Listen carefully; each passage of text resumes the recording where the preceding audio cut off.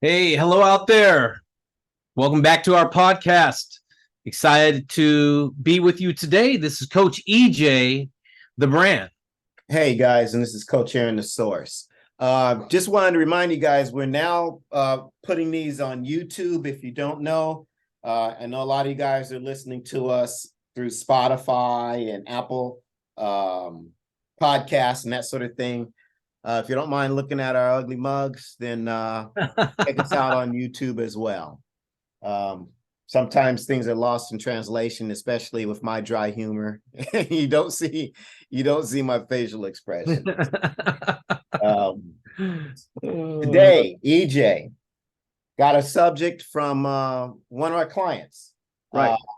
Robert Miracaj. I hope I didn't butcher your last name, but something we've talked about at the gym. Some of the parents, they come in and, I'm able to chat with them a little bit, get a little more insight on, their experiences with their athletes and just in general.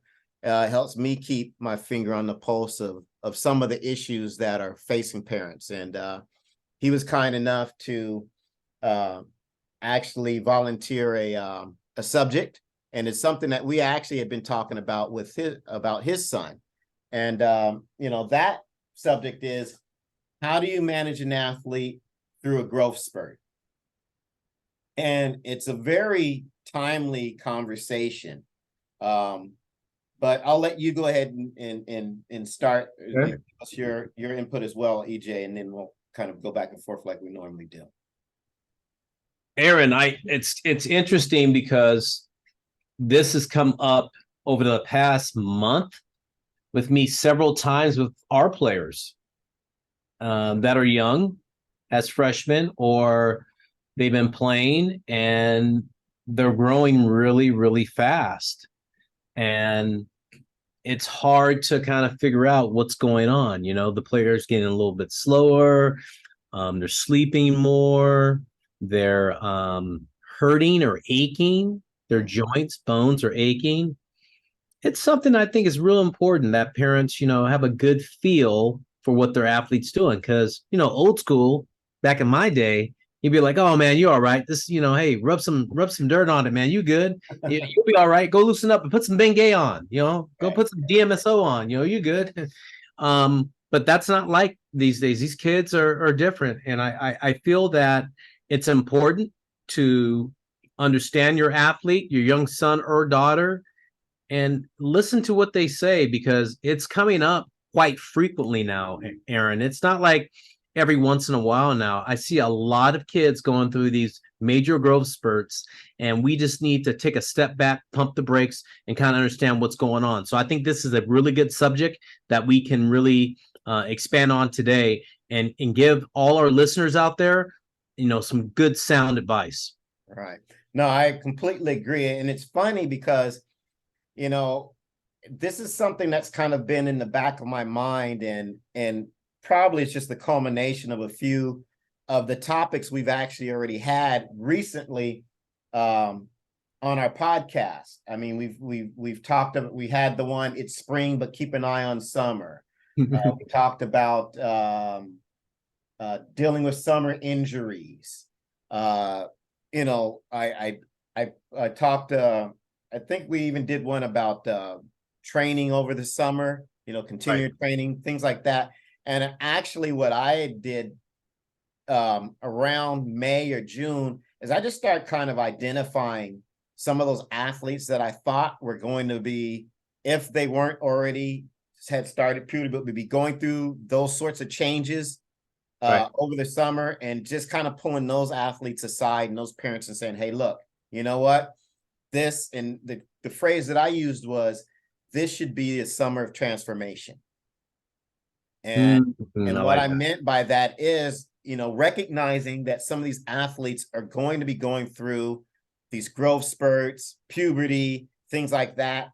And a lot of these changes are going to be happening over the summer, and actually capitalizing on that and taking advantage of it, but also being aware of, some of the challenges that they're going to face. So, and that may have been why we had that conversation with, I had the conversation with Rob.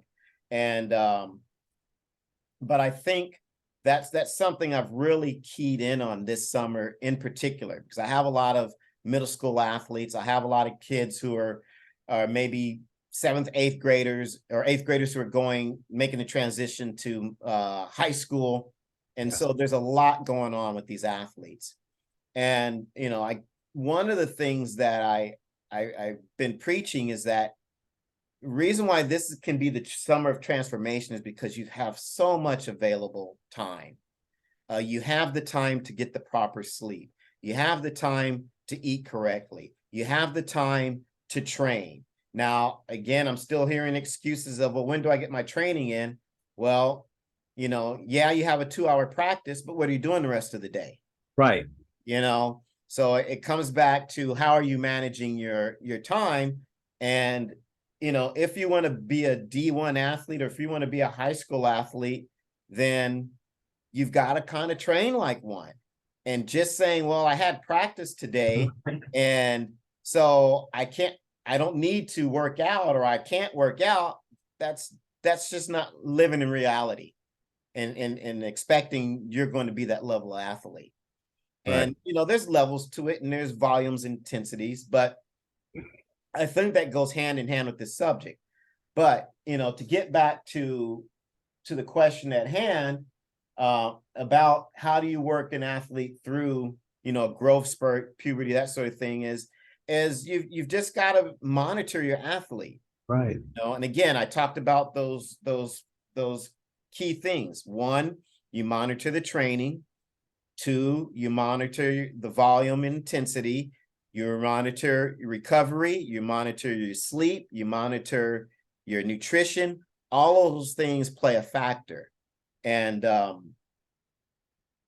think that's one of the worst things you can do, is push an athlete physically through this point. Okay. Now, you may have to push them mentally. Okay. Because again, you've got an elementary school athlete or middle school athlete.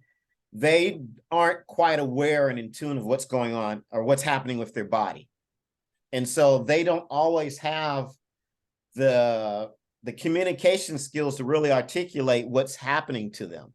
So yeah, now some of them are starting to have, muscle soreness. Whereas before, they could run and play all day and do all these things and never pay the piper. But now that their body's changing, oh, this is aching, that's aching. And sometimes they misinterpret that as an injury. Right. And you really just have to sit down and explain to them, no, your body's changing. This is what happens when you exert yourself. And now we really have to be conscious of what are we doing with our recovery. So recovery is no longer, go sit on the couch and play PlayStation for 2 or 3 hours. Right. Now recovery might be, soaking in the tub for 15 minutes, icing a particular part of the body, rehydrating and refueling after a hard workout session. Maybe getting a light stretching or massage or foam roller session in later in the evening, before you go to bed. So now you've got to introduce all these other, processes to take care of the body.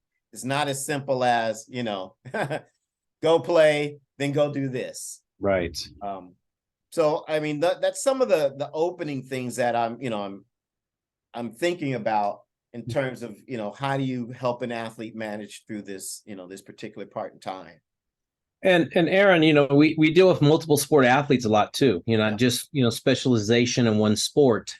And the biggest thing I see too, when they go through these spurts of growth is, they're playing a lot of sports, overtraining by playing too many sports, and then they can't recover.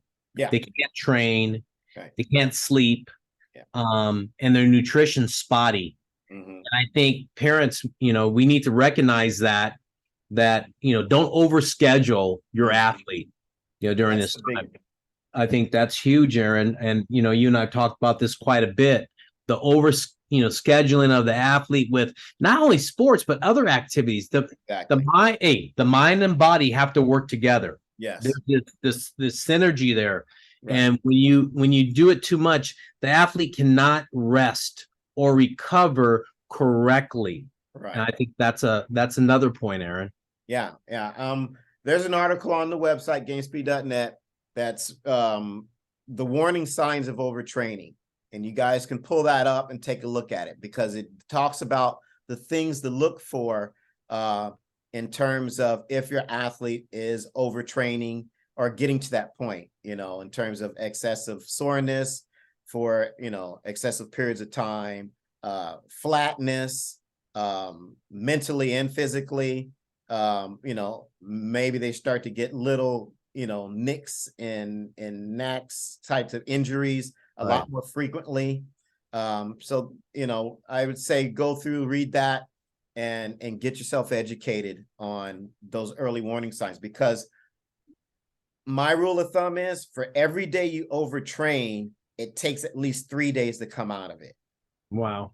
You need to at least give yourself 3 days recovery. So you can dig yourself a pretty big hole really fast if you don't catch those things ahead of time. Yeah, true. And, I'm sure, this summer, parents are seeing that. We just had one of our other podcasts about athletes getting hurt, injuries during the summer. A lot of that has to do with, one, not creating the base that they need to have, and two, overexertion, overtraining, or over competing probably is the best. Over competing, yes, is probably the best description. Just today, I had at least 2 conversations about overscheduling your athlete. And they were both new parents who wanted to come to have the kids participate in Game Speed. And I said, well, look, it sounds like you've got a lot of activities here. Something's got to give, the volume intensity may have to change, but you're starting to play with fire now. You can't do everything all the time. Yeah. And just because it's available doesn't mean it's timely. Like we always say, there's figure out the reason in the season, and there's a season for everything. Put it in its proper place. And you might have 3 or 4 things, skills training, practices, physical training. And each one, the priority may shift, the volume may shift, the intensity may shift throughout different times of the year. Don't be afraid to change that dynamic. It shouldn't just be practice, practice, practice, and then my skill set work, and then my training. There's some times of the year where you may have to say, hey, you know what? My skill set needs to take priority, then my practice, then my training, or my skill set, then my training, then my practice. However that trilogy needs to be prioritized, move it around. Again, I'm having that conversation with all of my softball players, because I know a lot of them are finishing up, and they're going to be having somewhat of a letdown for about a month or so. And we're going to try and get some loading done with a lot of those athletes. So, you have to be strategic, and you have to manage this stuff and map it out as best you can, versus just, okay, we'll throw this in now, we'll throw that in now. You're not maximizing the time and resources spent on these activities if you don't plan them properly. Yeah. And again, that goes back to handling, these dynamics with some of these athletes. If you're finding that your athlete's going through a growth spurt, and they're having Osgood slaughters, which anyway, the whole knee thing, right? Then you've got to maybe make something else a priority. Maybe it's recovery work. Maybe it's training to get certain muscles stronger so that they don't have that achiness because of, maybe there's some weakness or something going on. Maybe you have to do more rehab sorts of things to get them out of this, or help them manage themselves through this phase. But you can't be afraid to take your foot off the gas and step back a little bit on some of these things. Aaron, I like what you said there at the end about, taking your foot off the gas pedal and kind of like managing your athlete and understand what's best for them. And in our society today, we have this, this rapid instant gratification of we got to be there, we got to go here, we have to do that. You don't, you really don't. And when a player is going through a growth spurt, a young athlete, they're awkward, they can be clumsy, their timing could be off, coordination is off. And it's like, well, we got to invest more in lessons, or we have to invest more in this. No, you don't. This is natural. It's going to happen. You start seeing the hair grow, or you start seeing their limbs start getting longer, and they start to maybe their structure of their body changes a little bit.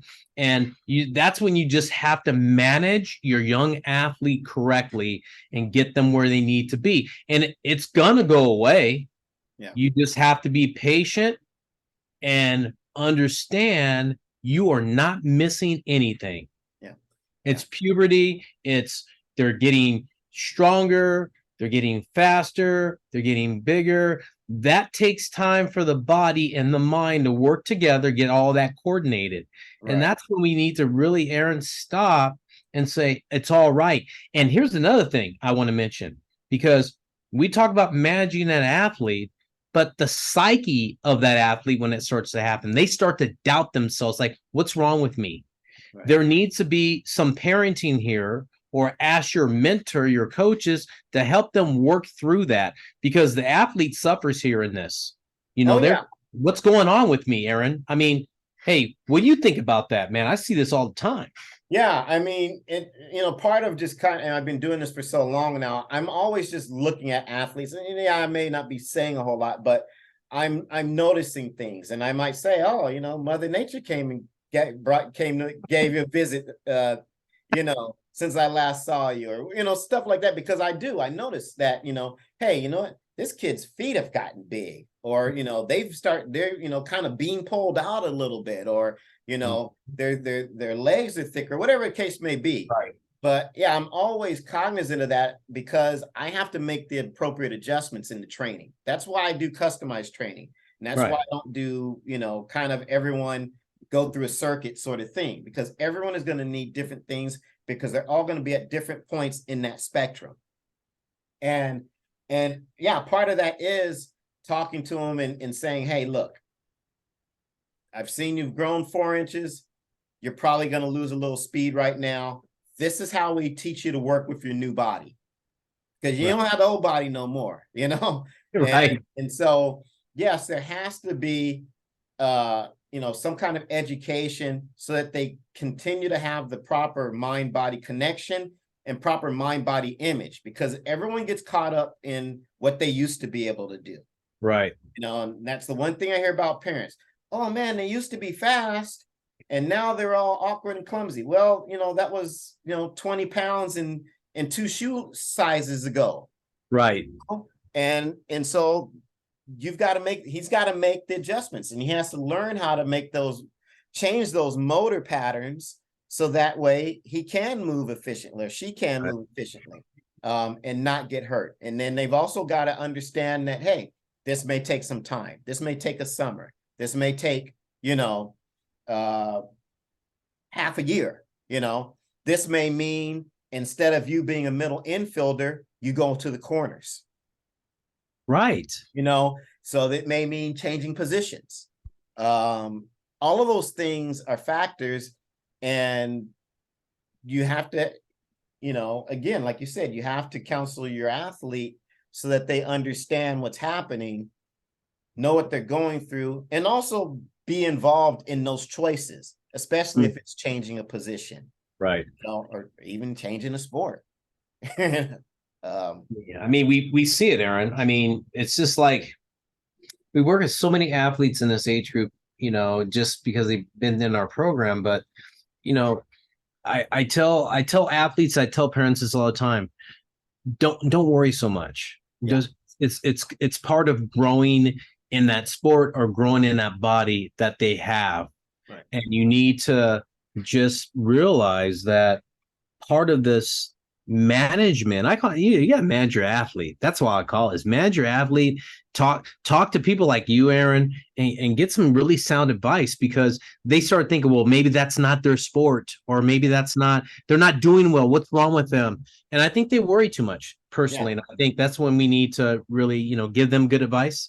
I talk a lot to, I just had some pitchers, and, you know, we caught it in time where he says, oh, I'm having a little soreness here in my elbow. I'm like, hey, let's stop right now. Let's just stop. Let's go get it checked out, see what's going on. And the surgeon says, hey, the growth plate hasn't formed yet. Let's stop pitching. I shut down 3 or 4 pitchers the whole summer just because they're having growth spurt issues, and it's in their elbow or something's going on in their shoulder. Not because they threw a lot of pitches or they did something crazy. It's, hey, this is going on. We need to stop. We need to, maybe get them into some physical therapy. Let's change their routine. Let's do these things in order for us to be healthy down the road, which is important instead of this short-term thing. And that's why the training and the activity has to match where the athlete is. It has to meet the athlete where they're at. I just had this conversation maybe yesterday or day before, and I had 2 soccer athletes in there, and they're probably about 12 years old. Okay. And, and they come together, and I was telling one, I said, look, this one here, we've got to start to do more resistance training. We got to get him more physical. He's starting to get taller. He needs to learn how to produce better force with this body. He's going to be running into mismatches in terms of kids bigger now because he's going from the 8th to 9th grade, all those things. Right. And then the other one, I said, he was smaller, but he's a little more muscularly built. I said, we don't need to do that with this one, because if we start to give him too much resistance training at this point, now we run the issue actually of, I think athletes can be too strong. And that's where you have those growth plate issues. And so that's where you have to be careful of what activities you're putting your kid into, because he might be, and we went through this with some of our star athletes. James Darnell, very muscular athlete at a young age, very powerful. Yes. And if you throw weight training onto an athlete like that, you're asking for, in my opinion, you're asking for an elbow injury or hip injury, because they start to generate so much torque in those areas, and those growth plates aren't completely closed. They run into those injuries where, now you've got that, UCL, you've got the hip separation, and those injuries take a long time to recover from. They do. And, most people want to say, well, they think it's the weight training. No, it's the weight training added to the activity as well. You can't have them being explosive and doing these high velocity things at a young age and then throw weight training on them, especially if it's not at the appropriate time for their body. Yeah. And that's why I love what you do, at Game Speed, Aaron, is that, your programs are so customized for each athlete that you can see, like, okay, no, you need to do this over here and you're growing. Okay, let's take a step back and move into this.